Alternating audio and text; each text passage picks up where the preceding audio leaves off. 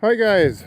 When we first moved up here, the property had the small pond sort of out in front of the house, and we had a bunch of logging done, and while the guys were here with all their heavy logging equipment and excavators, I had them embiggen the pond a little bit. It's probably 5 times the size that it was, but the consequences of us doing that was that all the sod and grassy type stuff around the original pond got destroyed, and we have very clay-like, heavy clay soil here, and a lot of that is now on top, and it's going to take forever to reclaim that into what topsoil and vegetation there was.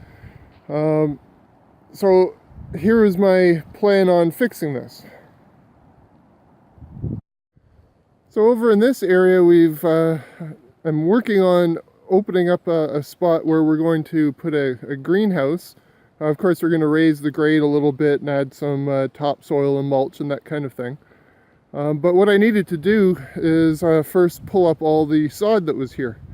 And my thought was to try to rip this sod up intact and transport it over to where our pond is and cover over the hard clay with the sod to really speed up the reclamation of that of the topsoil and get some life back into the pond area.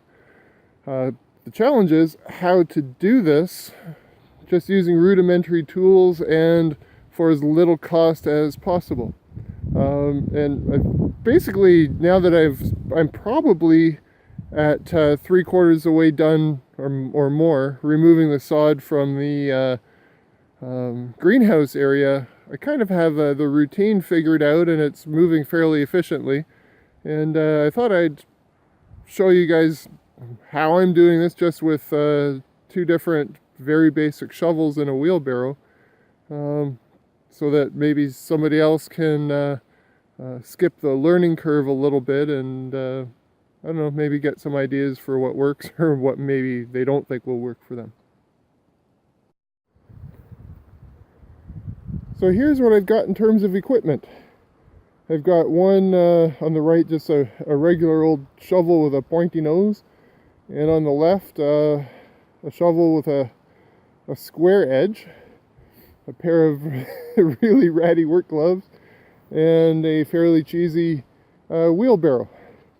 And it's a bit of work, but this is stuff that I had on hand, and it works, and it saves me, this being a multi-day project for me, saves me multi-days of renting a sod cutting tool or buying one. And even the manual kick type sod cutting tools will run you about $300. I just didn't want to spend all that money on what may just be a one-off project.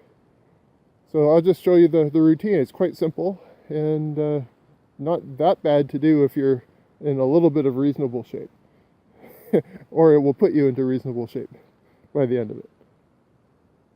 I'm going to start with the flat shovel. And basically what I'm using this for is just to cut the sod. And it's very early spring here. Everything is sopping wet. The sod itself has a lot of water in it. It's very heavy. So I've got to do this in small strips. And what this does is it makes it light enough for me to actually be able to manage. And it's not so big or wide that the sod is breaking as I'm carrying it. So what I found is a width of about 2 shovels. So about 1 foot wide, 1, 2, and a length of about 6 shovel lengths is about the length, and then give it a cut here. And it's just simply, step on it, break it, move it, step, break, move, and basically I'll do the whole edge, counting my my shovel impressions, and when I hit 6, I'll do a cut off here, so that as I'm rolling this up, it will know when to stop and just break off. Of course, I've already done this line, but so to do it again, I would just do the whole line, and every 6 shovel breaks, I'll do a cut. Once I've done that, we don't need this shovel, and we'll take up the pointy one. And basically I'm doing 2 separate passes with the shovel. One coming this way here. I think I may have done this piece already, and get in about a shovel's length as best I can to break up, this section here to remove it from the ground. So here's a section I have not done. So it goes relatively quickly, assuming we're not hitting rocks.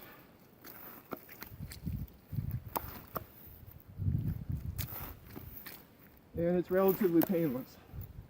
And the reason for wanting to come in on the side, when I started doing this, I was trying to do the whole thing rolling up, and it becomes difficult because the weight of the sod makes it increasingly more difficult to get the shovel underneath it. So if you come in along the side, it's uniformly as easy as possible, and then I'm only just putting one shovel in and rolling, one shovel and rolling. And it makes it way easier. And having these narrow strips makes it way easier too. So once I've done the edge, come in from the end, and basically doing the same thing. Once we get it rolling, it's not too bad. And so far with this piece, we've been good in that not hitting any rocks.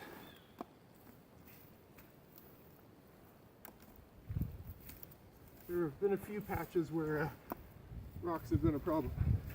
So when we get to the end of the roll, that cutoff we did allows it to break pretty easily.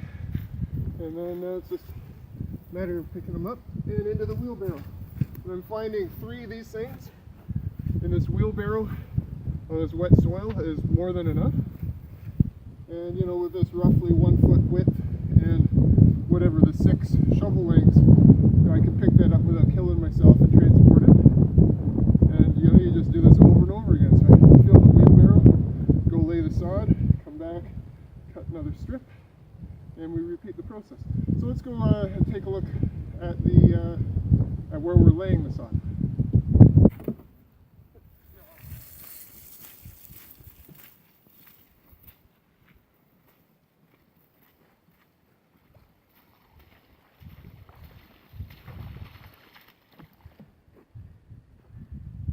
So you can see we've kind of finished most of this side of the berm coming up to the big puddle there.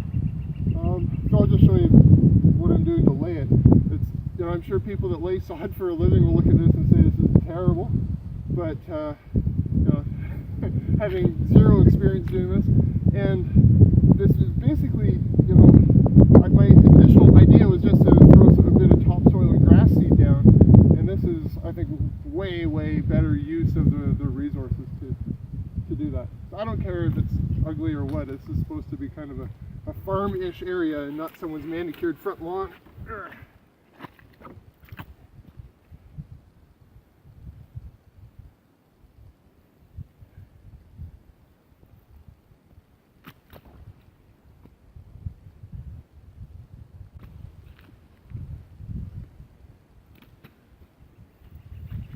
So for me, that's basically all there is to it. I just try to squish it in a little bit and get the soil from the sod in good contact with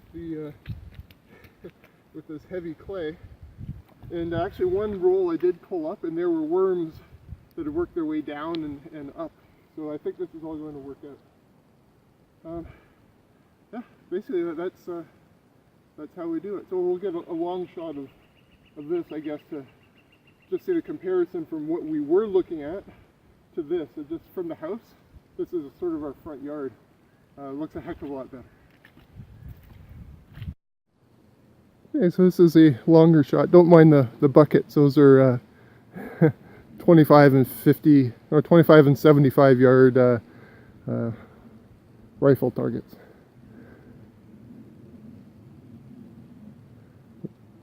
So basically the right side is what we've been working on. left side is how it was left after the pond had been enlarged.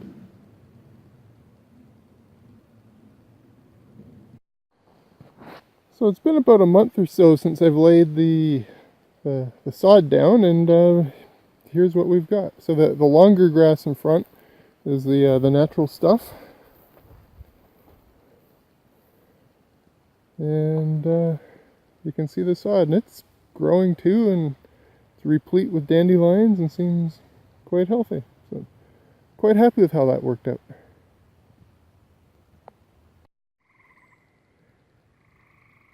So guys, just as a final follow-up to the project for moving all the sod over, well, what you're looking at now, it's been a month and a half or thereabouts. We're into early June, and you probably couldn't tell that sod had been laid there. Kind of looks pretty natural. And we've got the pond, and the other side of the pond here, where I didn't have enough sod to complete the job.